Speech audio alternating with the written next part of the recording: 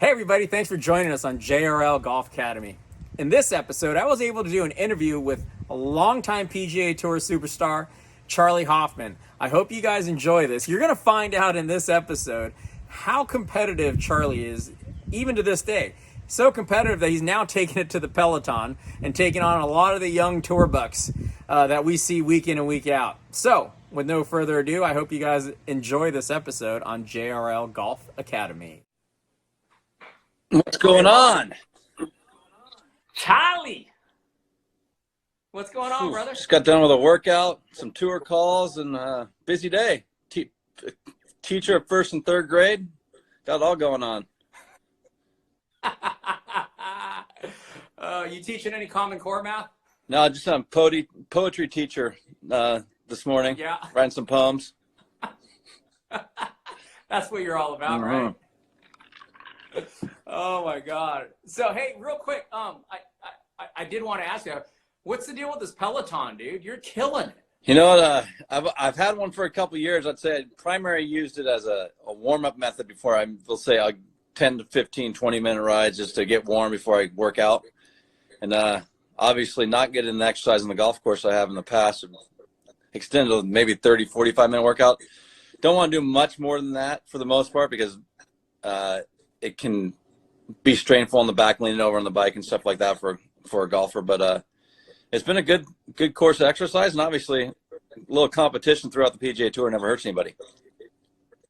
Dude, I've been seeing that. You've been going against like Justin, like who tapped out? I think Justin was kind of like, dude, you got it, Charlie. Yeah. Like he bowed down. Yeah, Rory's an animal.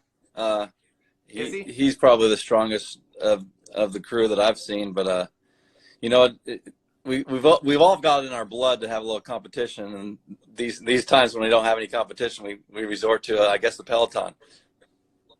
I've got an idea, Charlie, because I'm a gambler. I'd like to actually place a bet. we'll just have you guys race, and we'll bet on that. You could get some action there. You might get some TV action too. I maybe get Bob Menery to announce it or like to call it, dude. You might have something. Yeah, I think we could do something with that. Anyways, hey, for everybody joining here, thanks, buddy Charlie Hoffman's here. I haven't seen him in a while. I go way back with Charlie from like when I was, well, I'm not much taller now, but Charlie's a SoCal legend. You're still living in SoCal. You didn't leave far from home. Well, I went to college in Vegas, so obviously spent 20 years when I couldn't afford California. Right out of college, and then I started making money, and I didn't want to pay California taxes, to be completely honest with you. So I stayed up there for a while. But once this kid starts back in school about 4 years ago, and I got a first and third grader, we full time back down in San Diego, Rancho Santa Fe area. Nah, dude, that place is heaven down there. I'm jealous for you. I'm living up in the armpit of LA here in the valley. At least you're getting some good air to breathe nowadays, at least. My lungs are appreciative of it right now. I can tell you that much. You got Zeke joining in here. What's up, Zeke? I just kind of wanted to talk about. You know, I've been interviewing so many different golf coaches from around the world. I'm actually interviewing your coach tomorrow. I kind of wanted this perspective with you about. Because I know a little bit more of like your early days before you became who you are on the big tour. Could you talk about sort of the early days, like on the mini tours that you were playing? Because I played with you on the Spanos. I played with you on the Gateway Tour. Can you just talk? I don't think people really realize like you were really a journeyman. Oh, there's no question. I mean, long story short, I mean, we're both we call it accomplished college golfers for the most part. You at USC and me at UNLV, and great teams, and obviously young, dumb, and full of something else. We thought we could do anything we wanted, and golf was obviously you can dominate the junior ranks, you can dominate or play well in the college ranks, but when you start professionally, you start playing now against all the best of those college people, junior golfers that have ever existed from 20 years old to 50 years old. So that pot got a lot bigger, and that humble soup came real fast. I mean, not getting through Q school, not having anywhere to play, and grinding it out. I mean, there wasn't a lot to do back then. I mean, thank goodness I don't know much about that anymore. But I'd say there isn't really much more now or then or whatever. But it's glorified money games when it's said and done. Is mini tour golf it's organized gambling. So, only guy making money, as we used to say, is the guy running the tournament. That's amen to that, right? Leading money winner every year. So you know what? It wasn't easy. Right out of school, I was one of, I think, 2 guys out of college to get to the final stage of Q school, which was an accomplishment, but I didn't play well. It was myself and Ruji Amata. And short story long, I proceeded to miss my first 14 cuts, I think, of that year on the back then it was called the Buy.com Tour, Nike Tour, now the Korn Ferry Tour. So you got a college kid that had no money and made no money, and I'm driving around the country in this blue Blazer, staying at extended motels and eating peanut butter and jelly sandwiches, and I mean, had nothing, literally nothing, and ended up making last couple of cuts on that tour, and then got to Q school, and then I ended up getting my card back on that tour through Q school again. Almost actually got my tour card, which was, I mean, probably a blessing in disguise. I didn't get my tour card at that time because I probably wasn't ready.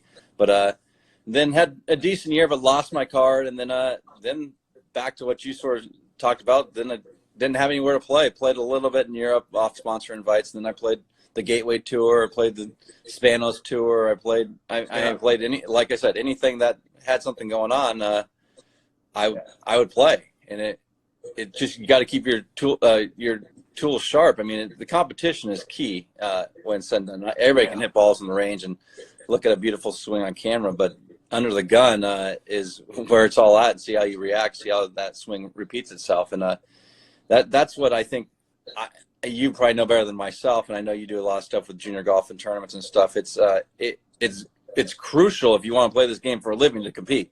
It's not the range. I mean, I think that's, you look at the young guys that have made it recently on the PGA Tour, and I mean, I guess Ricky Fowler's not recent, but that guy plays way more golf than he practices. Jordan Spieth plays way more golf than he practices. Not that they don't practice; they all do practice a ton. But the competition side is what makes it. And I think growing up, where I got that the most was another guy that played on tour for a while, Bill Lundy. He grew up down the street from me, and we both went to UNLV, and we competed, and that's all we did. We competed when we rode our bikes. We competed when we were on the golf course. We competed we chipped, and that's the most important thing. Is even if you're hitting balls in the range, who hit it closer, who hit it further, who hit it this or that, who chipped it, who had the most spin, who hit.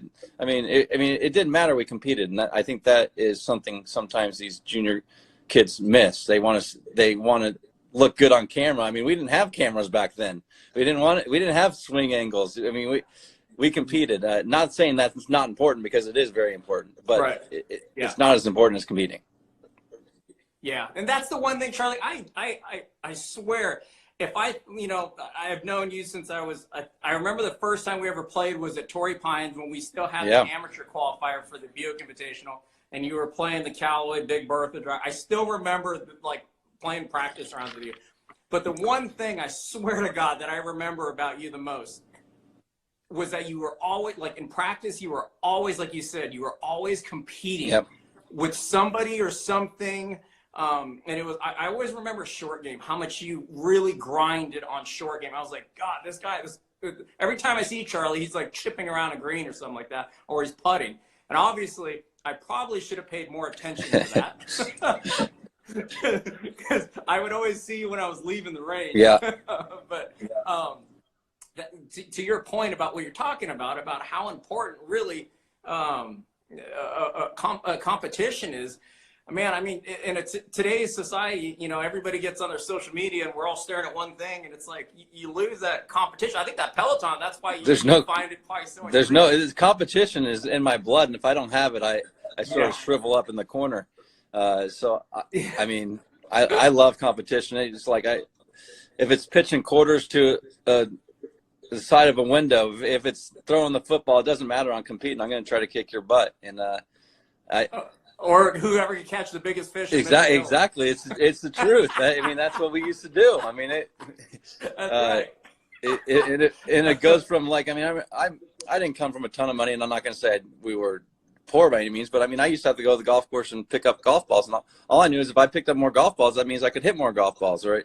I mean, it's just everything I did was always a competition, and I think what I see in all successful athletes is that competition side. No one likes to lose. Unfortunately, in golf, you get good at losing because you don't win very often, but you learn how to handle it. But when I was younger, I didn't handle losing very well, and I think that's why the persistence sort of paid off for me to get on the PGA Tour.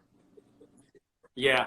I mean, it's just I'm always tickled pink when I see your name on the leaderboard, because it's like I seen behind the scenes. You know what I mean? It's like I seen the before he was that, and I always pull extra hard for those guys like Stadler as well. You know, it's like you seen what I know what you went through because I saw it firsthand, seeing your journey. So I always told you that I've always been a huge fan of yours ever since you made it and stuff. Oh, even before that, but. I always kind of looked up to you as sort of a role model for myself when I was playing as well. There's a cool flag right behind you. Yeah. Right over. It's over your. We right got some cool stuff. You want to take a look? This is my gym and like media room. Dude, let's see that. Dang. This is my oasis from the kids. So we've got this year's or last year's all the majors together. Tiger, Koepka, wow, Lowry, and Gary, and then we got Watson's last Open Championship at dude, that's cool. And then can't go anywhere without a dartboard. I mean, a little dartboard action. Let's go. Dude, little Maddox. When I was living in Vegas, Maddox was a good friend. Got that jersey signed. Then you got some winning scorecards from the Hope and Deutsche Bank. Dude, what else? This is one of my favorite. This is the last time Palmer, Nicholas, and Gary Player hit that ceremony tee shot at Augusta. I got all those guys to sign that. That's your Jordan Spieth one. Got some couple cool guitars. Got some footballs. This is where it all happens. Lance and Kaylee, Lance Gale Performance. This is where we work out on a regular basis. Lance is watching right now. Lance is watching. He came in. Got some putting, ton of putting stuff because you can never get too good at putting. Dude, T. Gwynn, the one and only Padre. So got some cool stuff. Rolling Stones guitar. And when football's on, this is a good spot to be also with all those TVs. Oh my God, dude! What a man cave, dude! Get it all done. Got some. Anybody that likes cigars, you got some cigars in here if you want to get in there too.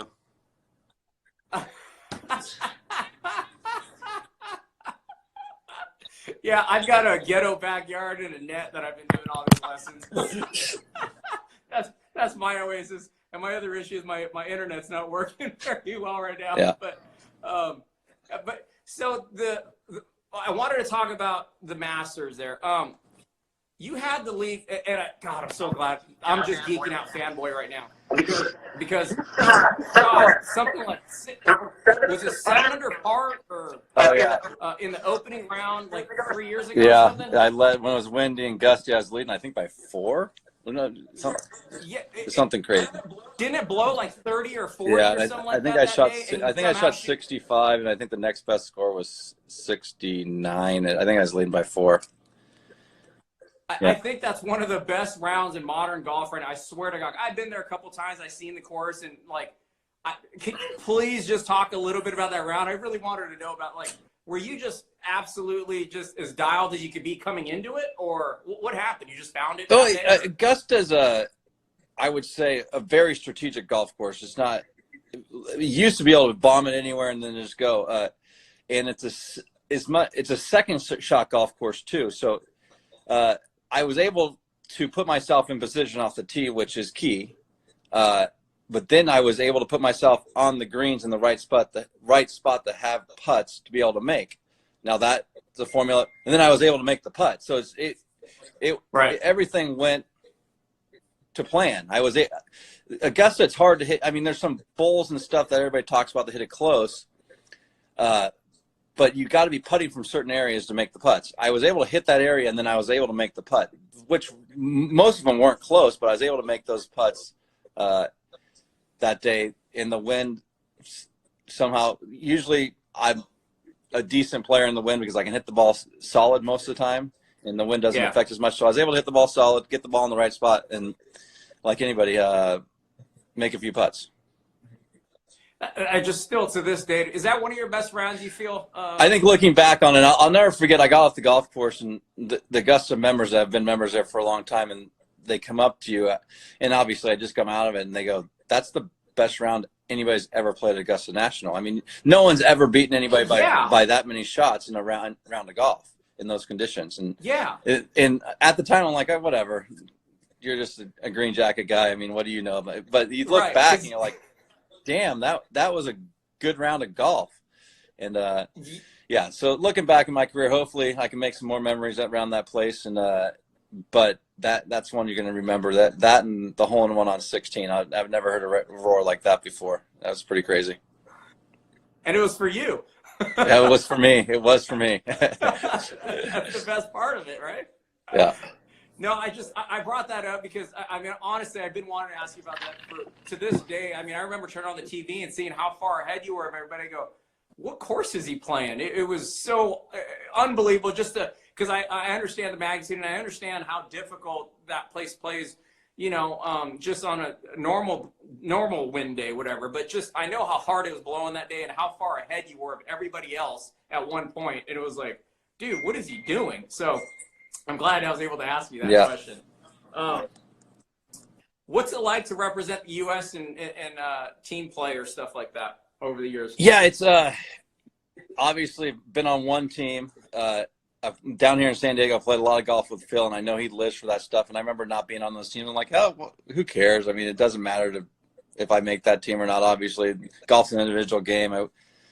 Yeah, that's until you get on one of them and see how cool it is to represent your country and what you do. Obviously, playing a little junior golf, I played some Cannon Cup stuff where you represent the East and West, but I never played in the Palmer Cup, never did anything like that. And to get on a President's Cup team, at the time I was 40 years old, and it's like, all right, I'll probably never be on one of those teams. And I was able to make the team, and it was something special. The bond you have with those guys, represent your country. We're in New York City. I mean, it was a ton of fun. Obviously, we demolished them, which was even more fun.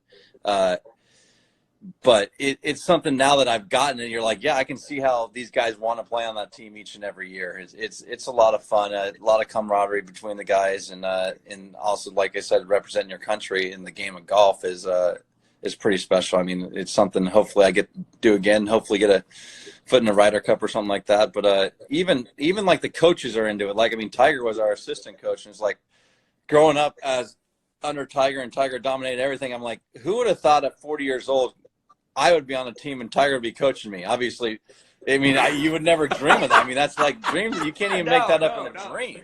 I mean, that's like the craziest part. And the even crazier part is in the team room. I mean, Tiger and I are playing ping pong and stuff like that. And the guy can barely pick a ball off the ground.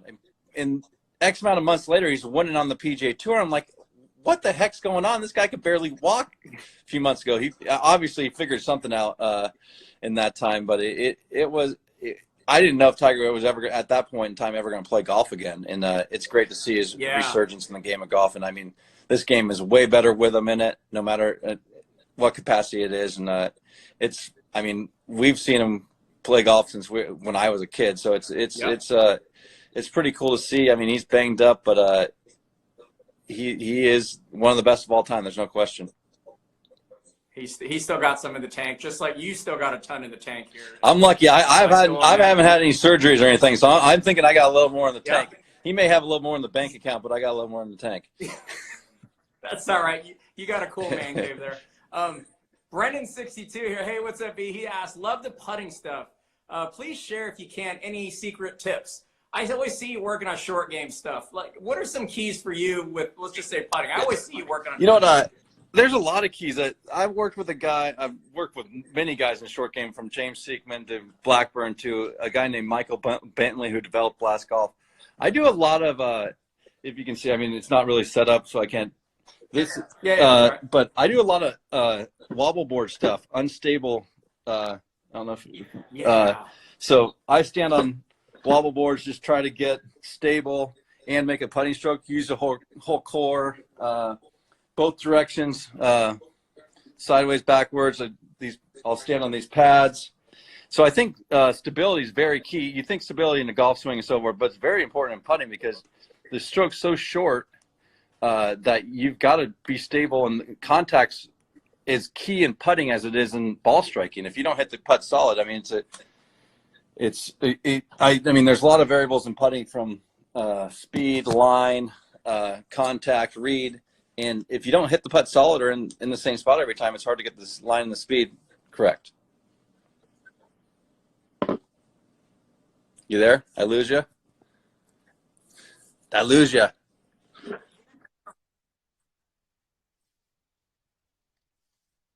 Yeah, I'm here. Yeah. There you go. I know you've been doing those balance boards for a long time. You've been doing those for a while, haven't you? The balance boards? I have. It's something that I do on a regular basis. I mean, it is sort of a workout at the same time, but it's something. Stability is, I think, a key fundamental in the game of golf. Yeah, I agree. What are you working on? I know that you said earlier that you haven't, obviously, with the shutdown of everything here in California, you haven't been working on a game. What were you working on before? Because we were not mid-season, but you were into the season already. What kind of things were you working on in your, say, full swing, and what were you working on? Things in your game? You can ask Blackburn tomorrow, but long story short, is I'm a believer through Greg Rose and TPI in the body. If my body moves good, my club usually does the right thing, so on and so forth. So through Lance and Kaylee, through Lance Gill Golf Performance, Greg Rose, we work on a lot of the same things. And then I recently hired Mark Blackburn because he's on the road a lot, and he is I would say TPI disciple for the most part, talks in their seminars and so forth. So I have him on the road, eyes on the road, while I have Lance and Kaylee here on the physical side in San Diego, and Greg Rose here in Oceanside also. So I got a team of guys, no matter where I'm at, can sort of oversee everything. I got off a little bit with early extensions through the golf swing. Back was getting bad, which could acquire to that early extension. So staying healthy is the most important thing for me. And keeping the back healthy so my body can do what it knows how to do, which is use the ground. I mean, ground force is very important in swing, and I mean, and repeating the same swing. I obviously angle through the golf ball, not flipping it, and not coming out early. Which, I mean, I think majority of all great players do great. I mean, getting that butt to move backwards through impact instead of forwards. Yeah. I love all that stuff. So let's do this. Favorite food? Are we talking like what I should be eating, or like what I eat on? No, never, dude. No. So I got like I love food. I've grown into love food. I mean, I can't miss carne asada burrito. Carne asada burrito at a taco shop, can't miss. Round table pizza. And if I was going fancy, I'd go to like Joe's Stone Crab. Stone crab claws are awesome. So then since I don't cook fish worth a darn, I like eating fish out. I mean, I can cook a steak on my green egg as good as Fleming's or Morton's or whatever. So I don't need a ton of steak out. I mean, usually fish guy. What I was gonna say was, I know that you like eating fish, so I'm down there in San Diego a lot fishing, and I'll hit you up when I'm down there when we come in with a load of tuna or something like that. For sure. Yeah, we'll take care of that for you. Let me ask you this: what's your favorite course on tour and non-tour event? If I had one course left to play ever, it would probably be Pebble Beach. I mean, just the history, the views, just a little bit of everything. Just, there's something about Pebble that. Yeah. I wouldn't say it's the hardest golf course or whatever, but it's just something about it when you step on that property is pretty special. So, I mean, there's so many good golf courses we play.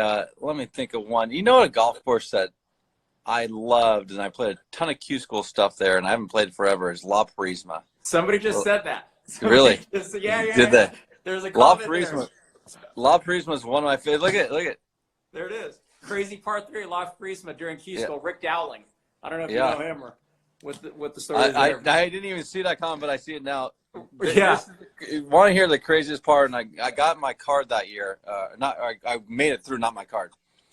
17th hole par 3, fanned it into the hazard, took a drop on 10 green.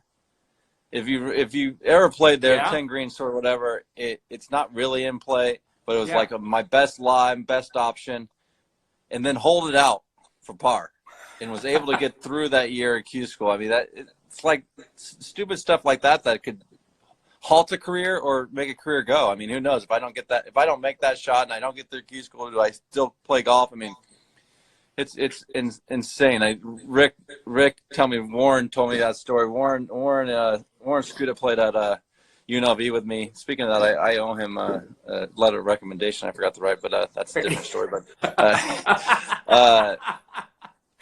Warren won the national championship at UNLV before I got there, and obviously accomplished player, now a teacher in the Arizona area, and we played a bunch of years on the web and Buy.com. And speaking of competing and gambling, we competed and gambled more than anybody.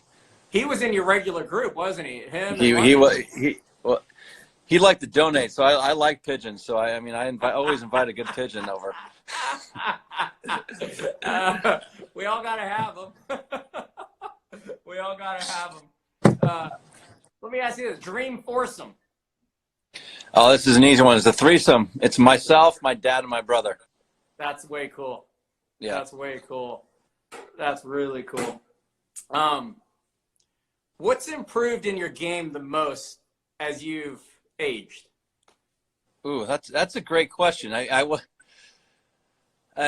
I mean, statistically, there's a lot of stats on tour now. They keep a ton of stats.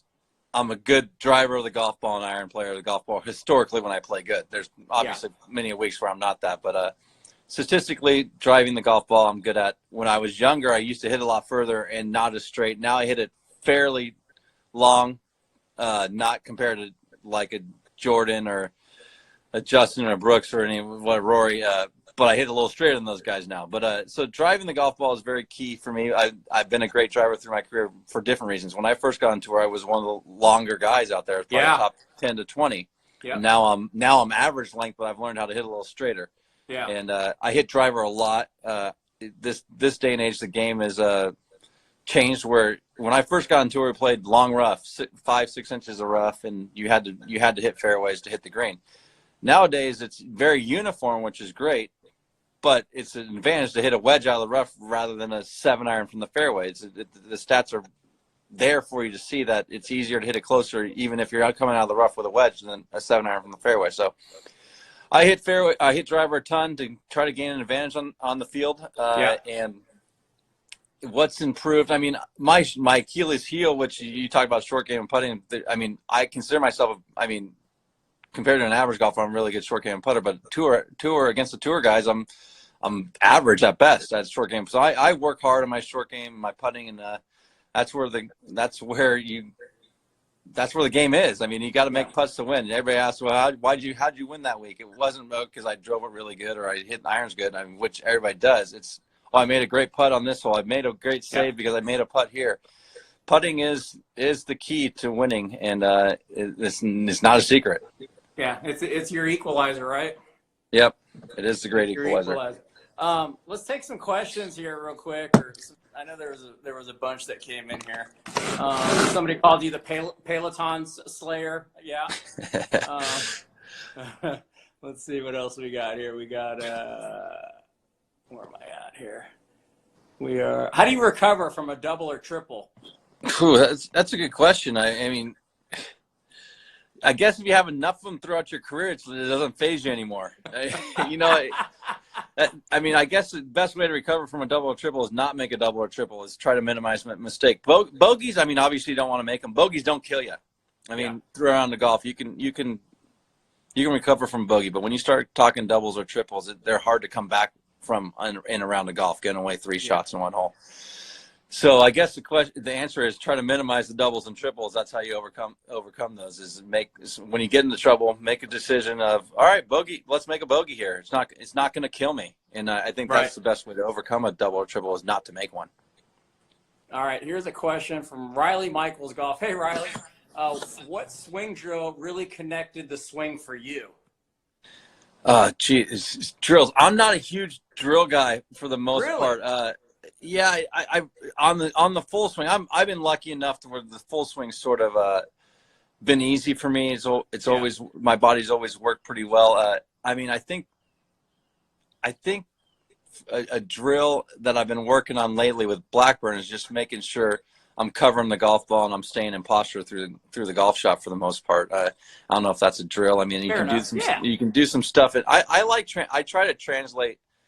I talked briefly earlier before we got cut off about Body and Greg Rose and Lance Gill and those guys. I try to translate body movement in the gym so I can strengthen it and then do it on the golf course, which I think is very crucial because the modern golf swing and I think swing flaws are because your body can't do something, and that's why your instructor may want you to put the club in this position or that. But you look at like Dustin Johnson's one of my favorite golf swings. It's not. I mean, he stays in posture through the golf shot longer than anybody else I know. But me, as I work out in the gym and I see Dustin, he's way more flexible than I am. I could never do that. I can't stay in the ball posture that long. So, I could never, ever copy his swing, nor can many people. That's why he's a freak athlete and amazing. I mean, that guy's Gumby. Yeah. So you gotta know what your body can and can't do, and it's very important as your instructor knows what your body can and can't do. So, I mean, this day and age on the PGA Tour, I would say almost everybody has a body guy and a swing guy, and they have to talk to each other and be on the same page and know what your body can and can't do. And that's what the best instructors and golfers do in the world is they compare notes and go from there. You've been really into the physical though now for a while now. I remember, I just remember like one year seeing you come out and I was like, dude, this dude just got yoked out of nowhere. But you've been doing it for a while now, haven't you? I've always worked out. I've always done that thing, all that stuff. I will say when I turned 40 and I went to a cardiologist and said, you're, as I said, I did about anything and everything I wanted to do till I was 40. I would drink a ton. I'd smoke cigars. I would eat pizza. I'd eat carne asada burritos. I've cleaned all that stuff up a little bit. I still love to enjoy life a little bit, as I would say, but day in and day out, my choices are a lot better. I mean, I start the day off with, better with, I don't eat as much. I don't eat as much bread and butter, all that stuff. I mean, when you're younger, your body can process all that stuff a little better than it can now. So I've cleaned that up since I turned around 40, so about 3 years now. But the working out stuff I always enjoyed doing. It always made sense to me ever since I met Greg Rose a bunch of years back, how important the body is. My body always moved pretty good. Believe it or not, when I got older, the body doesn't move as good without working at it, and I got to work at it a lot harder now. And obviously, you know what? Most importantly, I have two beautiful young girls, and I got to stay around for them, and that's the most important thing. That's why I sort of cleaned up my diet and I would say my lifestyle a little bit, and that's where I lost a little bit of pounds because not in muscle. I probably put on muscle weight, but just lost that loose poundage because I started to eat a little better. Yeah, I know what you mean by that, man. I got two of my own, and I hit 40 this year, and it's like, yeah, dude, just I want to see him. I want to see him as long as I can, right? No question. I want to see him as long as. What's your? There's another question came in here from Max Cohen. Hey, Max, what's going on? All the way from Canada. Any advice for a mini tour player having a hard time breaking through to the next level, or any player at any level trying to get to the next level? Yeah, I get that question a lot from a lot of people, and I mean, people ask me what makes. I don't know if there's a secret. There's a secret to that one. I mean, I talked about competing earlier. Yeah, you just got to compete. I mean, that's the most. Even if you're struggling to get along, you got to go find a money game. You got to find a tournament. And you got to win on every level. That's important. If you're not winning on the mini tour level, I mean, to be quite honest, you're not good enough to play. You're not good enough to play. Yep. You've got to win on every level, and if you're not winning on that mini tour level, you're just fooling yourself. You're not gonna be able to get through. I mean, you guys, I saw Brian Smock's name come up here earlier. I don't know if Yeah. he's still watching. I mean, that guy used to dominate Right? the tours, but I mean, he got hit with some injuries. I mean, that guy was a stud. And you've got to win on every level to be able to even think you can compete on tour, because you're competing against the best college golfers, the best junior golfers, the best journeymen of all combined on the PGA Tour, and there's only 125 of us keep their cards. So be honest with yourself. If you're not winning on those mini tours or those money games you're playing, you're probably not good enough to be. I'm not saying you should quit, not saying you can't keep trying, but until you start winning on the level you're playing at, you're fooling yourself. I tell even the juniors at a young age, you know, even 7, 8, 9-year-olds, like little studs, that they want to all play up. And I go, dude, just keep if you can just keep dominating, just keep doing it. Winning becomes a habit. So does losing, right? So exactly. No question. Yeah. So Jonathan asks here, what's your best tip for squaring up the driver at impact? Geez.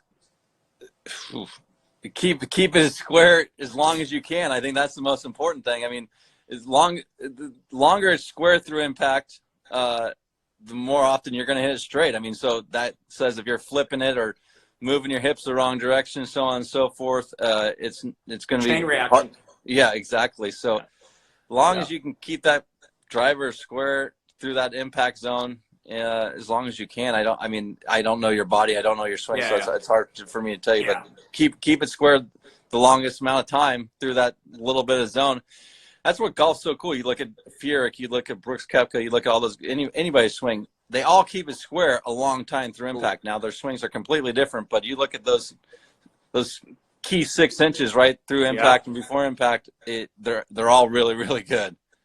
That's a trip to me. How good you guys drive it long, but really how really pretty straight you guys are. You know, at that high level like you're at. I mean, there's not many foul balls, you know, maybe once every like 3 or 4 tournaments, but you know, everything's within the tree line at least, and that's all you need to be realistically, right? That's 100% true. I mean, you look at the guys with the speed of the Brooks Koepkas and the Dustin Johnsons and the Cam Champs, whatever, for how fast they're swinging it and how good they drive it, it's insane. You don't see them hit a foul ball very often. I mean, it might go offline. It may not be in the fairway, but it's way up there. And it's insane. I mean, you don't see guys hitting foul balls. I mean, if you get to the tour, you rarely see foul balls. That's for sure. Yeah, no kid. Keith Morgan, Innovative 18 Golf Fronts, asks, how many swing thoughts do you have during a round, and how long do they last? Minimize. As I tell people, it's key to work on things in the range and practice and block practice and work on stuff on the range and have thoughts, and I think it's great. Ideally 0, maximum 1. Okay. Your brain can't process. I've talked to sports psychologists that your brain can't process all that information. They can only do one thing at a time. I mean, you can think you're thinking about 4 different things, but you're only thinking about one of them. So at max 1, ideally, when everybody's like, how'd you play so good? And you're like, I don't know, I just played great, because you didn't have anything going on. You were clear, mentally clear. Yeah. Clear as you want to hit a golf shot like a kid, have no thought, hit it hard and go get it and have no consequence. That's really what you want to do mentally. Yeah. So you don't want to think about too much when you're playing around the golf. You want to think about point and shoot for the most of it when you're on the golf course. Now there's time to think. I mean, when you're working on stuff and you're on the range grinding, you can think about different stuff and have a different thought on this swing. But even if you're practicing on the range, that one swing, you should only have one thought. Now that thought can change through the hour of practice, but over each shot, you probably max one thing going through your head. All right, now I want to kind of go off of that right there. So, what's a swing thought that you've used in the past? It could be whatever. Like, can you recall a swing thought you've had in the past? Staying grounded is key for me. I mean, I've talked about this. Ground forces. I mean, you got to use the ground. If you're not using the ground, you're sort of out of whack. So I like staying in tune with the ground. Like, I'll hit balls up barefoot, and all of a sudden, like the feet and everything just come alive. Because I think if you sort of lose when you got the new cleats and all comfy and stuff, you sort of lose the feel with the ground. And I think ground and footwork is, for me, very key, because then that tells you where the club's going to go, where the body's going to do, and so on and so forth. A good swing thought, though, is, I mean, To you. Yeah, I mean, one you've used. I mean, I think for me, transition's key. I would say don't get too fast. Short and fast is under pressure is my MO, which gets me in trouble. So I would say, we'll say enjoy the backswing. Sometimes we call it. It's like, all right, I like that. Yeah, enjoy the backswing a little bit, and then you can go, because when I get fully, if I don't get loaded to my backswing, it's hard for me to do what I need to do through the golf swing. So my load is very, very key feature part of my golf swing. I like that. Enjoy the backswing. I'm going to use that. That's like a Harvey. Dude, you're getting old, man. That's like Harvey. Yeah, Phoenix well, you can there. swing. In tempo, everybody talks about tempo. You can swing fast, but enjoy it. I mean, make sure it's not too short. Or I mean, because my swing's historically fairly short, and if I get short and quick, now I'm out of rhythm, out of sync, and you got to enjoy the backswing. Here's a couple of good questions. Masters in the fall. What do you think? Most likely going to happen. Okay. Yeah. Favorite person on tour? I mean, who knows? I mean, this still could be going on in the fall. No one can predict what's good. No one can predict what's going on. But we've never gone if everything goes, yeah, exactly. So I mean, I think if everything cleans up in the next 8 weeks, I think you'll see the Masters in the fall. Hopefully, I mean, it's not happening. It's not happening now. So they're gonna try to schedule it at some point, and it's too much of an amazing event to have it canceled in all, if we can make it happen some other part of the season. I was talking to Gore yesterday. I don't know if I should say this, but oh well. Yeah. He was, he's working for USGA now, and he was saying, he goes, I talk to Gore on a regular basis. Yeah. Yeah. He was like, dude, we have no answers, man. He goes, we don't know if this is going to happen or not, or, he's definitely in a tough spot right now. He's like, I don't know. But the problem with the USGA is if they were in any other part of the country than New York, they'd probably be fine. The problem is they're in New York this year. Say Aaron Hills, for some reason, not that you ever want to go back there. Yeah. If we're in Wisconsin, we're probably fine. The event's probably still going to go on. Yeah. But they're in New York, the worst in the country, in the world, actually, at this point. Yeah, in the world. Yeah. Yeah. So there's no way they can have that event there right now. There's going to be parts of the country we can play golf in, and parts we can't. And New York's one of them we can't. Yeah, I totally forgot about that. Yeah, that's right. Jacob asked, favorite person on tour to be paired up with? You know what? I enjoy playing with guys that play at a somewhat brisk pace. I'm not a huge slow golf guy. So anybody that plays somewhat fast, I enjoy playing. I'll tell you who I like playing money games with, so I guess that's who I enjoy playing with. I enjoy playing with Kevin Chappell, Kevin Kisner, JJ Spahn as of late. You know what? I play a ton at home with Xander Schauffele. I mean, oh, do you? I learned, a ton. I mean, his obviously top 10 player in the world, and I try to feed off the young guys. I mean, to see their charisma, see how they play, and obviously just watch them go about their business. I think he tries to learn off me, and I try to learn off him. So I play a ton with Xander, and he likes to gamble.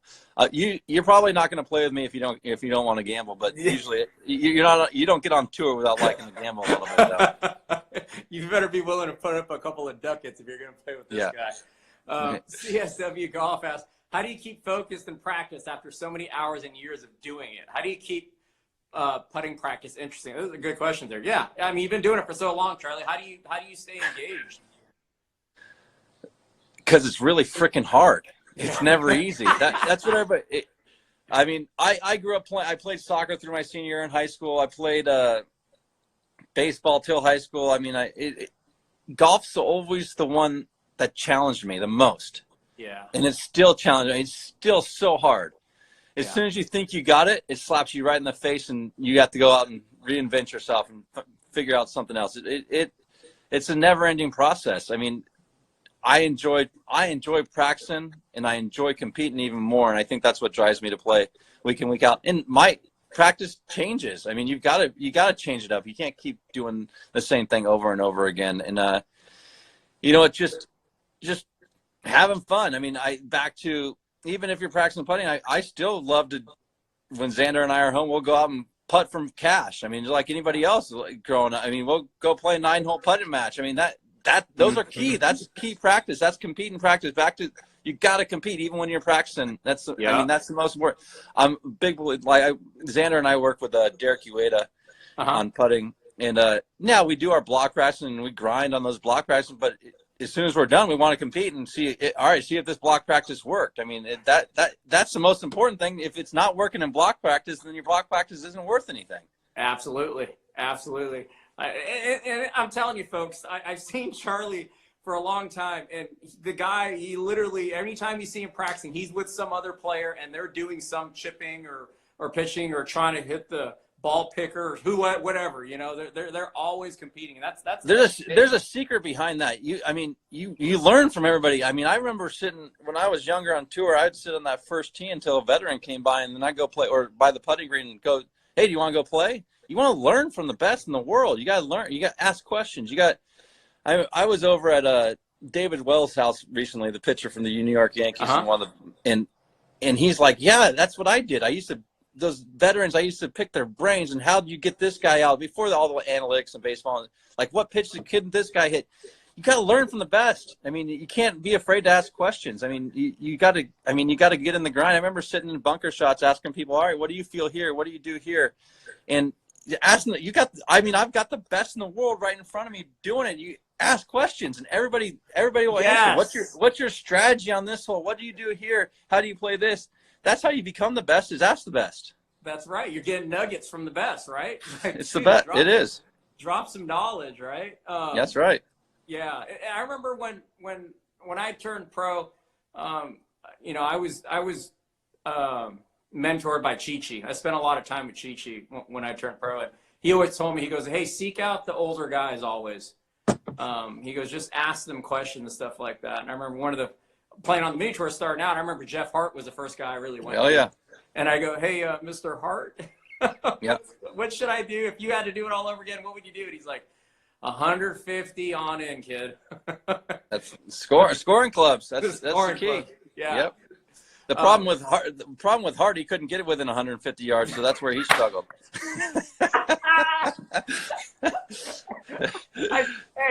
Because I remember you used to work back in the day. You worked at a club company there in Carlsbad, right? I'm not going to name the company, but weren't you working at a club company over there? I never worked at a club company, but I tested a ton for Titleist. I tested for Callaway. Yeah.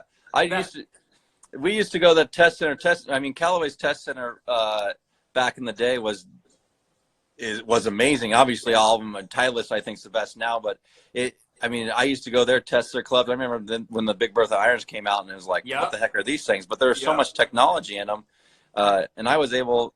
I associate myself with people that test all the new stuff, and I loved it just to see what was coming out. Yeah. And you always have the cool stuff, dude. You always have the cool stuff. I try. Well, you can't. I tell people is like I like to stay with the stuff that's good, but you'd be dumb not to try all the new stuff. Yeah. You got to try it. There's technology in it. I mean, obviously the USGA stopped a lot of that technology, but back when I was growing up, there was no limits. I mean, you can fast, big, whatever. You could do whatever you wanted, and you'd be dumb not to try the. I'm old enough to say I played Persimmon Club in competition before. Now Metalwoods was most of it, but it's like when I was younger, I had a Persimmon driver. And Bellatas. Yeah, Bellatas. There's no question. And guess what? They were expensive, and you didn't hit a good shot. They were gone. You're really PO'd. Yeah, and your parents were PO'd too, man. Exactly. They're like, dude, really? I spent many evenings waiting in shallow creeks for golf balls because we couldn't afford to get new ones. Yeah. I was digging those creeks and stuff like that as well, man. I remember. You remember that RCH shaft? Is that what it was? Oh yeah. I remember that, dude. You used to have that. You had that like with a driver, but I remember for some reason like a 2-iron or something. 3+. 3+. I had the strong 3+ at RCH. That's thing good was for beast. Richard Helmstetter, who developed the test center at Callaway. Yeah. I played a ton of Callaway stuff growing up. I played a ton of Titleist stuff growing up. The best part about being a kid is I wasn't loyal to anybody. I wasn't getting paid by anybody. I used to test for Titleist. I used to test for Callaway. even test for TaylorMade. I mean, Langard, if you remember that name. Langard Yeah, was I in remember college. Langard, I mean, yeah. I used to test for anybody and everybody, and we were able to put the best product that I thought in the bag at the time. Dude, And talk about dude. That's like a dream job for a lot of people right there, bro. oh, yes, there's no question. That was your teenage job. How you doing? I mean, you looking back, I mean, I grew up in the mecca of all of golf R&D. I mean, Yeah. before anybody knew what it was. Yep. And I was a good high school, college kid and playing golf, and they wanted to seek out my knowledge and hit their new clubs and so on and so forth. And I mean, it was a dream. I remember Pat Perez too kind of did that as well. No am I question. right? Yeah. There's no question. Yep. Yeah, Pat Perez was doing that back in the day too. I wonder if they do stuff like that anymore. There's a question here from Joshua. The Halo earphones, how much does that actually work? Are there actual research that support it? Yeah, 100%. So Halo, if you haven't seen it, I use it on a regular basis. They're headphones, and they look like Beats headphones for the most part. But in the top right here, in the band, there's we'll say something you get wet to conduct energy to get your neurons to fire. So long story short, your neurons focus and fire better under the stimulation of these headphones. Now you can play music or sports psychologist or whatever you want to do through there while you're doing that. It lasts about an hour. So it's good if you want to train in a gym or go with your instructor in a corner. You got to be isolated. If there's outside noise, so on and so forth, it sort of jams your mind up a little bit. So it works best, I found, in a quiet area, in a corner of a range with your instructor, in a gym with your physical therapy people. That's when it works the best. Like I said, it lasts an hour. It's not going to last all day, but back to if you can train faster, stronger, so on and so forth, you're going to be able to take that to the golf course eventually because your body's going to get used to it. It's going to be able to build muscles to acquire that speed. So that's cool. Yeah, it's really good. I definitely encourage it. I want to say the FDA says you've got to be 18 or something to use it because they don't want to mess with the developing brains and so on and so forth like that. So it is something I use on a regular basis. I found when I first used it, and I got introduced by it by Dave Phillips, was Greg Rose's partner down at TPI, is he's like, hey, try this out. What do you think? And I went and did. I do all my testing on my own, and I will say now I'm a paid endorser of Halo. But prior to that, how I got endorsed, because I was using it. I was a believer. I used it before I ever got paid. And when I went to the range, and my caddy, Brett Waldman, and I just saw his name pop up here. He told me to shave, but I don't have to. No, don't. No, dude, don't. Long story short, he was very skeptical of a lot of things, and I was like, all right, watch this. I'll put this on. All right, do some numbers, see how fast I can get. And we instantly picked up 2 to 4 miles an hour on swing speed as soon as I put it on. It's insane. Now, like I said, it only lasts like an hour. It doesn't always translate to the golf course, but if you train at 2 to 4 miles an hour, it'll eventually creep into your game. So it's not like you all of a sudden can do it, but the neurons just focus, your fast twitch muscles get to go faster and so on and so forth. It sounds like a paid advertisement, but this, like I said, this happened. I wouldn't make this up. It's real. And I describe it as like it almost puts you in a zen state, like focus wise, when you're out there. But like I said, you don't want a lot of outside noise when you're working with it. If there's your buddies are around talking to you, it doesn't work as well. I got you. All right, you've been so kind with time. Well, let's take a couple more questions here, Charlie. I can't thank you enough, dude. Like, people are having a great time with you, and I'm having a great time. I ain't talked to you in so long. Lefton asks, should I have my 12-year-old play low-stakes money games? I think yes, but other parents 100%. Yes. There's no question. Now, you don't want to be breaking the bank, but hey, give that kid $3 a week and go. All right, once you lose it, it's gone. You can't have any back, but have them have something. Play for quarters, play for $1, play for the snack at the turn. Play for something. There's no question. Make it count. Play for pride or whatever. You know what I mean? Bragging rights, anything, but put something on it. Gorgeous Morgan says, Hoffman, you have the freshest lids in the game. I agree. Any Peloton tips? Chicago AJB. Any Peloton tips, Charlie? You are a machine. You know, it's funny you said, everybody's like, why all of a sudden are you getting all these crazy numbers? I used to just write it and whatever, go through the motions. And all of a sudden, when these guys started calling me out on tour, all of a sudden that competitive side came out, and I'm like, all right, F it, I'm going to push myself. I'm going to kick these guys' asses. And you know what? I thought I could kick Rory's butt, but he's a little younger and stronger than I am. So unfortunately, he can kick my butt on the golf course and on the Peloton. So that doesn't make me happy, but that doesn't mean I'm going to go down without swinging, because Charlie's going to go out. Charlie's going to definitely go out swinging always. Maddie, Charlie, thanks for going live. What were your initial thoughts to almost playing tourneys without fans? As much as you like quiet during the shots, fans must get the blood flowing. Yeah, you know what? The reality is, I would be shocked when we do go out and play if there will be any fans. I think by the time we go out, whenever it is, which I don't think is anytime soon, there won't be any fans. One, because the build-out takes so long at a normal golf event, and nobody's working on building out any events right now. Good point. It's just not going to happen. And it's for safety-wise, for everybody. The player safety is obviously very important, but we have a lot of elderly volunteers, so on and so forth. There's no way there's going to be – there's going to be vital people that run the golf tournament out there when we come back, and it will happen. I would be so shocked if there was a fan out there the first time we come back. I don't think there's any way. I never thought of that, but you bring up a really good point there. What are you missing most with the break from golf right now? Absolutely nothing.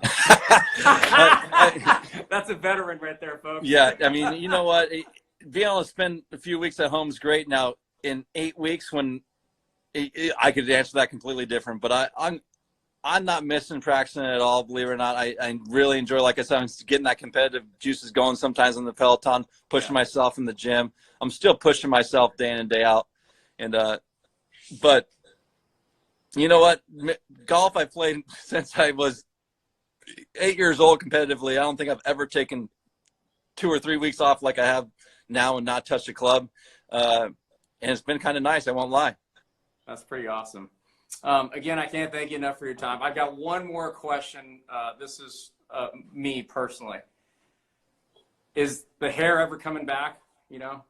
Dude, I'll show you. The hair doesn't grow anymore, bro. There's no way it's coming back. Come on, Charlie, bring it back, baby, bring it back. I can barely grow hair on my face. More or less on the top of my head. So, that's the truth.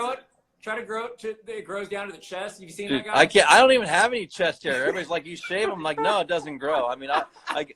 I was blessed with a few things, and facial hair and body hair is one of them I don't have this is literally 3 weeks of growth. And this is like a bad oversheet at best. A bad overseen. All right, brother. Well, with that, Charlie, I can't thank you enough, dude. Anybody wants to see this, we're going to put it on the YouTube. Charlie is a great interview, obviously, and a great guy. The JRL tribe is a huge fan of yours, and they follow you everywhere. So I can't thank you enough, Charlie, and I'll talk to you soon, pal. Keep up the good work, bud. Thanks, Charlie. See you later. All right. Bye-bye. Thanks for watching, everybody, the JRL Golf Academy. Please make sure to link and comment down below. Make sure you subscribe and turn on that little bell for notifications. And we look forward to seeing you on the next JRL Golf Academy.